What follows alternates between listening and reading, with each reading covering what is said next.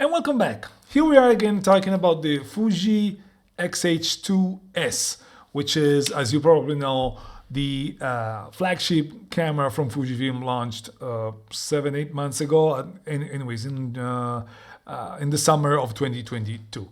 And before we go and talk about my definitive review on this camera, let me thank each one of you, because we finally got to 3,000 subscribers. And if we got there, it's only thanks to each one of you that subscribed and liked and commented the videos that I've done. So thank you for the support that you've given me. Now, after more than 7 months using this camera on a daily basis, I think it's finally time for me to push out my final review, because that's what I think should be done when talking about camera reviews and definitive camera reviews. You cannot use a camera for a week and come up with a review. There's a lot of stuff that you will only understand after a long time, a long use, after you get used to how the camera behaves and how the camera is supposed to be used to get the most out of it. Let me remind you that if you follow this channel, you know that I've been pushing a lot of videos out on this camera. I pushed my first impressions, I pushed a video on the autofocus, I pushed a video on the image quality, I pushed a video on the new firmware 3.0. So I covered this camera quite a lot. And if you want to know more specific information, please check out those videos. I'll link all of them in the description, because I don't want this video to become a 1 hour long review of the camera. This is more experience based, what I think about the camera as a whole, and I'll leave the details to those videos that are already pushed out.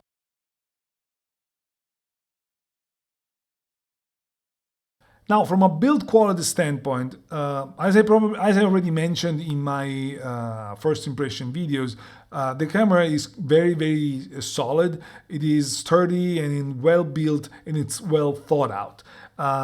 As a testament to that, I dropped the camera in one of my worst fall in my entire life, and the camera didn't break a sweat, it didn't scratch, it didn't I was lucky, but the camera sustained the heat pretty easily. Now, speaking more in detail, the hand grip that you see over here is very comfortable. It's really nice, and it lets you use the camera without even thinking about it. It's really comfortable.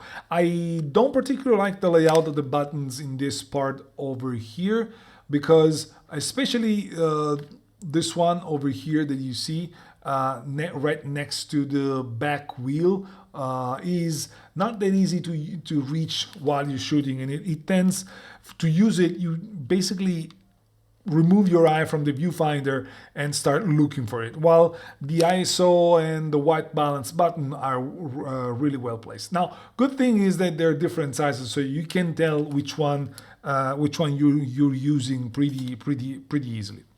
Despite all these months of use, as I mentioned in my first impression video, I cannot help but miss the fact that in the previous cameras you could push the front and the back wheel to access more functions.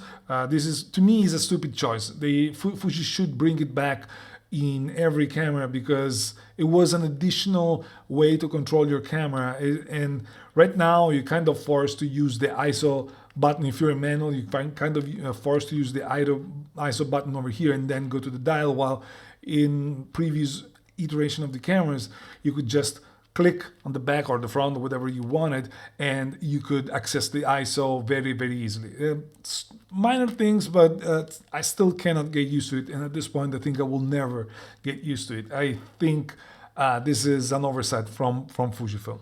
Speaking of stuff that I miss the video still switch that was in the X-T4. Now, I know we have all the custom functions over here on the dial over here, and I get all of that. You can see the dial over here and all of that. Yeah, it's nice, but they're not as intuitive as the stills video mode that I mentioned before. And in my opinion, as I said already in my first impression video, the addition of the filter position makes no sense. Those are toy filters that you don't want access on a super professional camera. You give me the high-speed video functions over there. At least it's gonna make more sense. Again, stupid things, not a big deal, but still worth being mentioned. What is really gorgeous is the viewfinder. The viewfinder is incredible. What you see out of this baby over here is really nice, is pleasing, is it's immersive. So it's a really nice upgrade the Fuji did.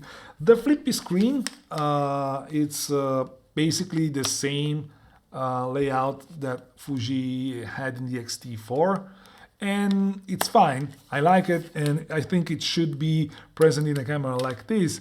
But at the same time, I would have loved to see an implementation such as something that Fuji already did in the X-T100, or what Sony did in the new A7R5. That would have gotten us the best of both worlds for both photography and video, and I don't understand why Fuji decided not to implement that in their flagship camera. All in all, despite all the things that I mentioned that I would have done differently, and I would love for them to revert back in the next iteration of the camera, this camera handles greatly, and it's a pleasure to use. It's a really pleasure to use. You can customize everything. Actually, let me know in the comments below if you want a video from me on how I set my camera with all the buttons, all the customizable function, and all of that, because I think it may be of some interest for some, but I don't know if there's an audience big enough that would make sense to spend a lot of time to produce that video for. So let me know in the comments below.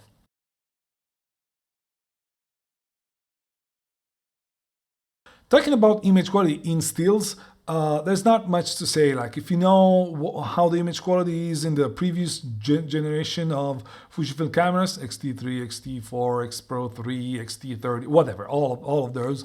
As I mentioned in my video on the comparison between the two sensors, you can see it over here or here, I don't remember. Well, the image quality is pretty much the same. I am somehow convinced that the sensor, at least the photo sites of the sensor are based on the same technology, and then the technology behind it made this camera, this sensor stacked, because the image quality is so similar that you cannot tell the difference. Now, is this bad? In my opinion, it is not, because the previous sensor, the 26 megapixel sensor that came out with the X-T3, meaning 5 years ago, was and still is it was the best sensor available in any APS-C camera, and it still is one of the best sensor today for APS-C cameras. So the fact that the image quality is comparable to that is not bad in any way, shape, or form. Now, of course, you would expect improvements, but I think the technology has gotten to a point where it's only marginal, and you cannot expect with the same amount of megapixel substantial differences in the image quality. It's gonna look the same, and there's nothing bad about it. That's as much as I can say. You can basically use, from talking about range of usability of this, you can basically use this sensor from base to 2200 ISO without any issue. Yeah, there's some noise at the highest end of this range, but nothing to complain too much. You can still use the 6400 ISO in most of the situation. Beyond that, you get in an area where the image doesn't look that great. But the good thing about this sensor, and in general the way Fuji implements their sensor, is that the noise is not, it does not introduce that smearing, that flattening effect where you lose details. It is organic, it is I'm not saying pleasing to look at, but it doesn't distract you that much, and it preserves all the details. So you can eventually clean it afterwards with more sophisticated software to get the most out of those. So I would not bother using this kind of image quality for a long time. I guess it makes it would make everybody happy, even on a professional environment, without any particular issue.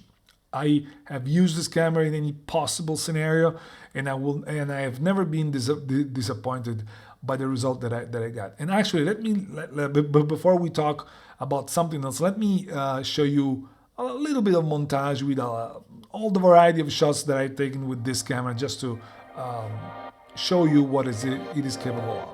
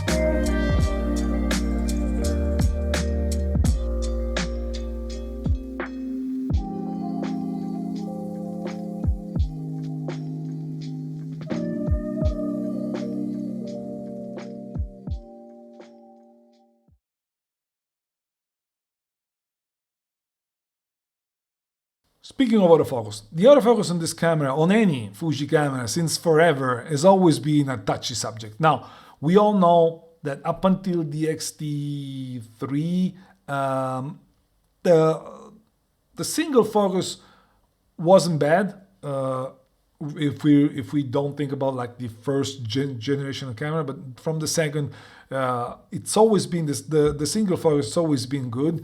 Where the problems were especially in the tracking and in continuous autofocus performances, because the competition pushed the bar more and more during the years, while Fuji was still trying to catch up. Now, as of today, what I can tell you about this camera is that the autofocus is way better than it used to be on the X-T4.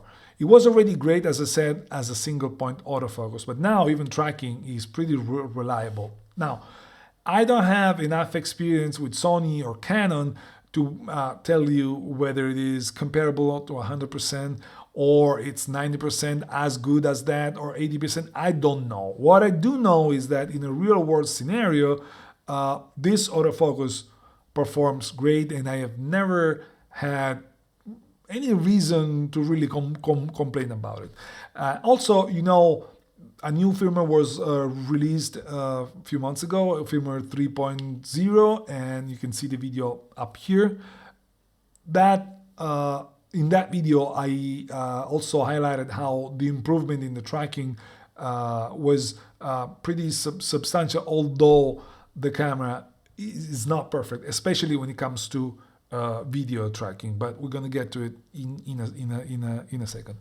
So as I said, bottom line, this camera focuses really good, and it's okay for any kind of professional scenario. I sometimes I laugh at people that say, no, if I don't have an autofocus that is 100% spot on in any condition, I cannot work. That is not true, and I am reluctant to believe that even Sony's or Canon's AF are 100% spot on all the time. So bottom line, don't worry about the autofocus with this camera because it's very good and it's very reliable in 99% of the shooting condition you may find yourself shooting in.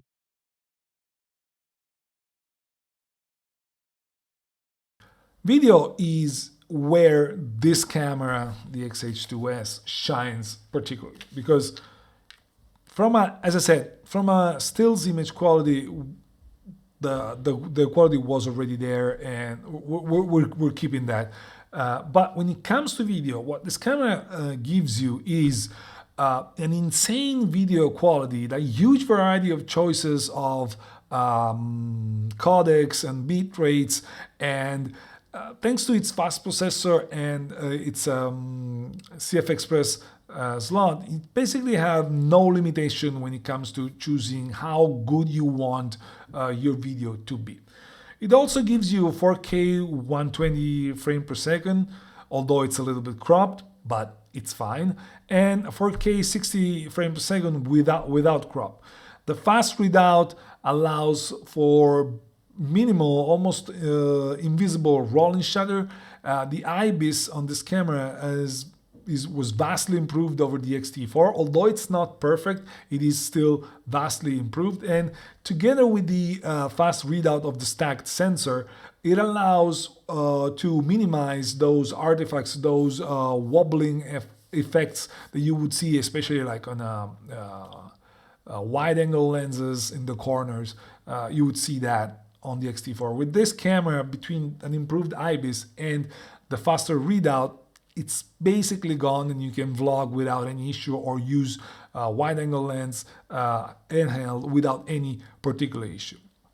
The autofocus is reliable and very fast, although it's not perfect. The only thing that I don't like about the autofocus when it comes to video is not just those times where it misses it. I understand that it's something probably even other cameras do. What I don't like is sometimes it gets with the same settings, it gets to the focus very quickly in a non-filmic way. Other times it gets there in a very smooth way that makes it look pleasing. If I were in Fujifilm and I would have to ask something when it comes to video, I would ask them to focus a lot on the way the focus transitions go, because that is something that I think should be improved via firmware if possible, or in whatever way it is, but I think that needs to be improved for sure. My main issue when it comes to video with this camera is that I would love to have a more dedicated video layout, video interface to change the setting on this, because now it's becoming more and more complicated. It's giving you so many options that you want to be able to use all of them. The way the menus are not so friendly when it comes to choosing all of those details. So I don't know how I would like it to be. I've seen the Panasonic one and it seems great. That would be an idea. If Fuji can do something on that, I wouldn't mind, because it would help a lot in choosing the most important parameters when you're shooting.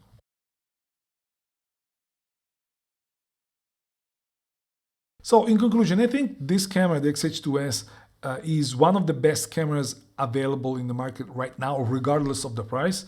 And I also think that when price is considered as a factor, this is by far the best camera you can get in the market as an hybrid shooter, because what you get out of this camera from both a video and a still standpoint, it's not even close to being reached by others. I know there are other cameras that have better autofocus. There are cameras that have more megapixels. I know there are cameras that do better in some areas, but overall, this camera is great for video, great for stills. It's got great image quality. It's got very good battery life. It's got good IBIS, although not perfect. It's got great autofocus, although not perfect. It's a Swiss Army knife that it's gonna get you out of any potential situation you may find yourself in. So at this point, moving to something else, which definitely has to be a full frame camera if you want to get better in some areas, makes less and less sense. Because yes, someone claimed that the autofocus in those cameras is still better, and I think the Canon R6 Mark II or the Sony a7 IV may be better in autofocusing, but they don't give you what this camera gives you as a hybrid.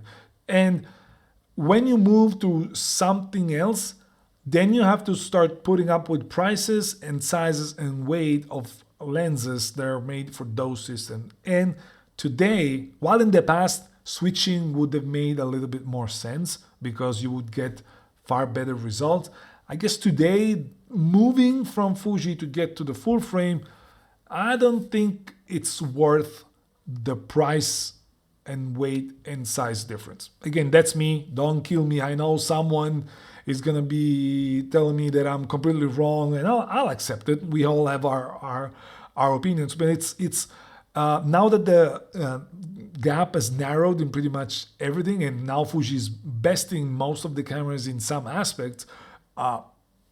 Switching is not that big of an attraction for someone like me. For example, I've been thinking about switching, but now I'm not thinking about it anymore. In the Fujifilm world, I think this is the best camera for any potential use that you may have, with the only exception of those cases where you need more megapixels. In that case, if budget is important, the X-H2 or the X-T5 are there and are great options.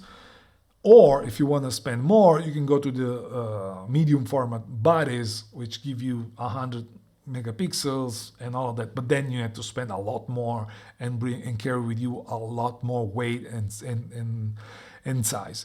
But aside from that, this is a 26 megapixel camera that is very competent in every aspect of the game, and it's capable of giving you qualities that would get out of any potential issue 99% of the time without any particular reason to think about, oh, if I had that, it would have been a lot better, or it would have been a little bit better.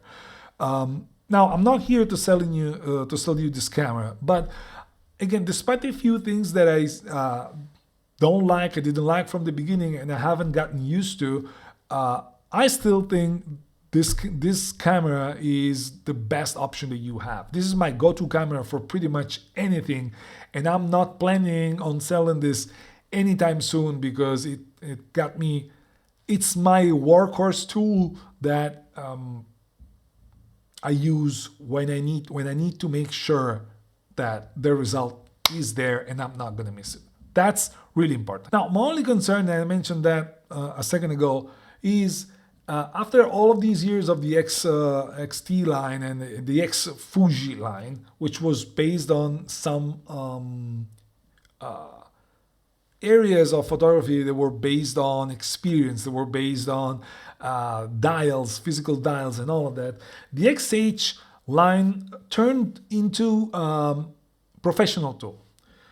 And I'm not saying that it seems like I'm saying that and I'm complaining about it. I'm not complaining about it, but what this does is it makes it an easier switch from others to Fuji because they're used to this kind of layout, but at the same time, it partially takes away the beauty of the Fuji system, because you're losing what the Fuji system was born with, which is physical dials for ISO, shutter speed, aperture, and all of that. And even the new lenses are going in that direction. So my concern is that the X-H2 line, the X-H line, probably together with the X-S line, is going to be more and more professional tool, and the X-S line is going to be a second camera, more than a fun tool. And basically, I think with this kind of layout, Fuji kind of lost its soul in this camera, and this is the reason why I'm now looking at finding a new camera that would bring back the inspiration that I was getting to with the X-T3, X-T4, the X100 when I had that, the X Pro 1, and all of that. I'm kind of missing that part, that fun, when I'm not working professionally, and I'm not drawn to bring this camera with me all the time if it's not for professional use. When it comes to professional use, this is my go-to camera. No worries. I know it's going to get me what I need when I need it without problems. But at the same time, I'm looking at something else. Now, more on that in my future videos. I don't want to make this too long, but think about it, because if you're buying for the fun of shooting,